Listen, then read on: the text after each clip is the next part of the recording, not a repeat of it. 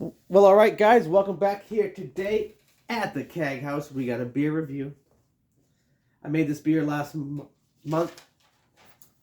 I have these hops I bought. And I bought a stack of hops. There was a local beer store that which I stopped in and I bought all my stuff at, and he closed.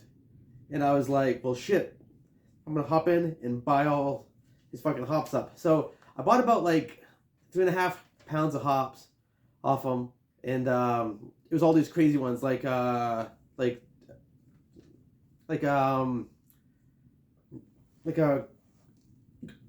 Kohatu, Waimea, like all these like Australian hops, And so today I got a recipe for you. But I brewed. I'll let you scope this out. This beer is it's like okay, and the hops that I used in it was Vic Secret from Victoria, Australia. So yeah, and here's the thing: it finished kind of high, so London Ale and me got some problems with each other, but because this was like Nottingham, this would have finished off at like 10-15, no problem.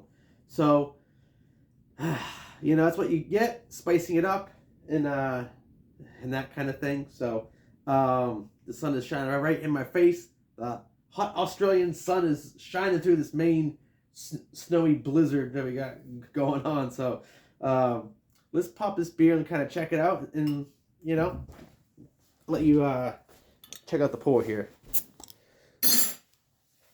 All right, it's time for the legendary Keg House pour. I do every time. Try to do it for you guys.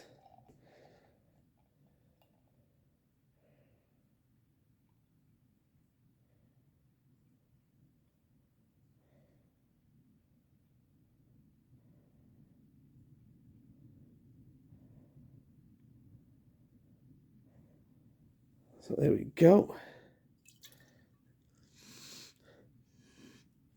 Smelling the bottle here, very pineapple-y. There's like some other fruits in there. There's like some pears, like pear, pineapple-y.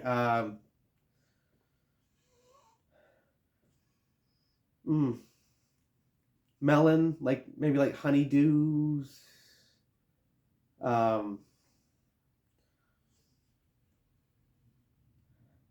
Yeah, smells all right. So to stick this in here, I don't know. Let's just stick in a little bit of it, because it's there's flavor there. So it's about the beer. It's fairly carbonated. I think I do a third cup. So I think I did like 0.35 of a cup of corn sugar to prime 25 bottles. So it's usually that. This recipe here is a shop recipe. It's like a single hop recipe. It was a pale ale. So I did the crystal, the Curafoam. Monty, let me do it, Mom. Let me tell these people. He's like, Daddy, love me. He's like, I've been sick lately, Daddy. Oh, Monty, you're so good, buddy. Love my cat. All right, you guys. You want a hit of this, Mont? He's like, I can't handle the sugar on that right now. He's like, I'll go into a diabetic coma. All right, Mont. It's okay, buddy. All right, guys. Cheers at home. Let's smell it.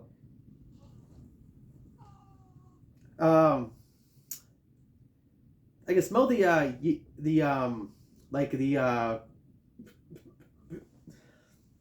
pale malts.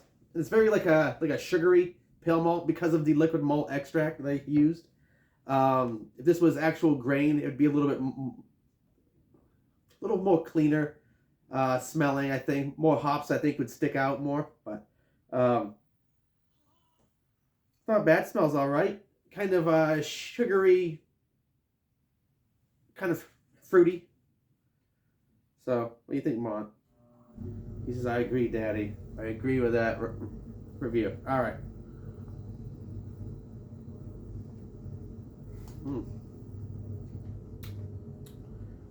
Yeah, has a nice little bitterness to it.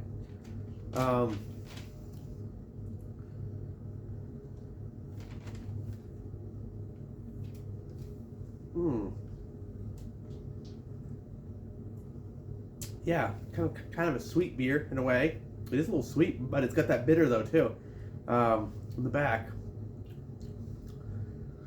The hops are just kind of like hidden under the sugary flavor, and I think that's why this one finished off at 1021, and that's why there's just like that sweetness from the malt that's in there. It's just, especially because it's also liquid malt extract, it always kind of has kind of like a lingering sweetness. I always think, you know, I actually like liquid malt extract on like stouts, more like the darker beers, because they're supposed to be kind of sweet, like have those like sweet malt swirl flavors.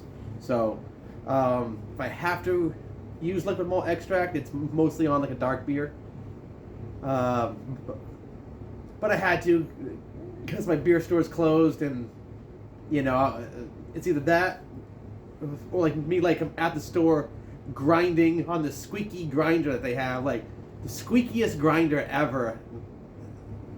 I'm just like grinding away like 5 pounds of malt. It's like, sorry guys, sorry. I'm like covered in flour, you know, afterwards. So it's like, you know what, I'll just go liquid malt extract and it'll be all about the hops. We'll have a quick beer night, you know, quick brew day, you know. So that's why I kind of chose it. And I always have to put in like grains anyway. I just can't like let it just be a liquid malt extract beer. I just gotta grab some other stuff like some crystal or other things that a pale malt here would like. So pale ale would enjoy. So yeah. Honey in this from Nebraska. I've actually used honey from Nebraska. I've like used it in probably like 5 beers now. I actually had a friend of mine who like handed me a big jar of like her dad's like a honey from Nebraska, and I was just like, holy fucking shit! It was like 4 pounds of honey. It was like 3 or 4 pounds, like in this big ass jar. I was like, I can have this? She's like, yeah. And it was like some good shit too. I was like, thanks. So I think I brewed like a Belgian wit with it like 2 or 3 times. I've brewed like strong IPAs with it, you know. So I love that honey. I probably have like 3 ounces left of it, 3 or 4 ounces left. It's all crystals on the bottom, and so it's pretty cool shit. So yeah. Now like London Ale, this was a dry pack from the people who make like Nottingham. If I could do this over again, I would have had like Nottingham in it instead. This kind of started off slow, kind of finished high. Yeast was kind of weak, I thought. So I like for it to take off, you know. If I'm going to use dry, straight out of the pack, it's either like Nottingham or like Vic yeast. Yeah.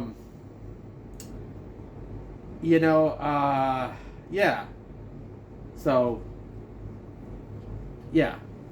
I love those yeasts because those yeasts take right off.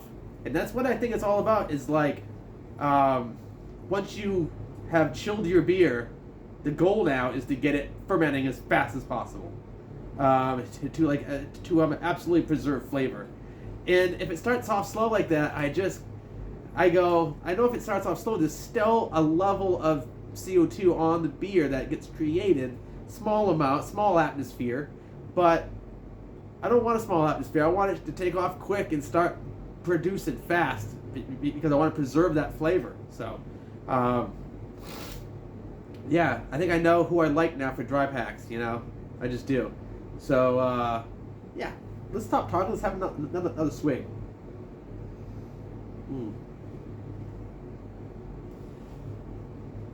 Has it changed at all? You know, has it heated up at all? You know, Greg's beer review. There's a thing I always loved that he did was he would drink a beer, then he'd wait like 20 minutes and he'd come back to the beer once it's kind of heated up a little bit, and then drink it again.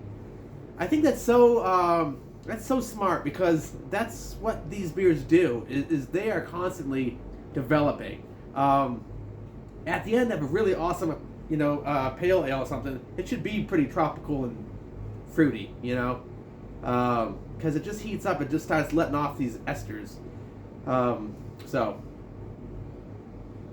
I always like that about Greg. Rest in peace, Greg. Tasmanian Angel. This one's for you, baby. Although he's American. But anyway, he's an angel now. On everyone who does a beer review on YouTube, he's watching over you.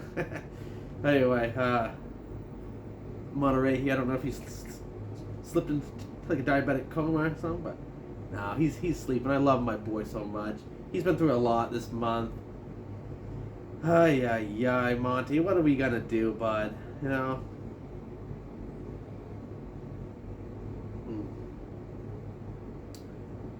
Here's what we're gonna do. This helps. Drinking helps. Alright, guys. Cheers. Looks pretty good. It sticks to the glass, That's always how you can tell it was like either dry hopped or it was like hops were like added at the end of it, maybe. I don't think that's necessarily true, but I think if it's a high strength hop, I think it kind of starts to stick a little bit. But I'll shut up. All right, guys, Keag Haus, not a bad beer. Cheers.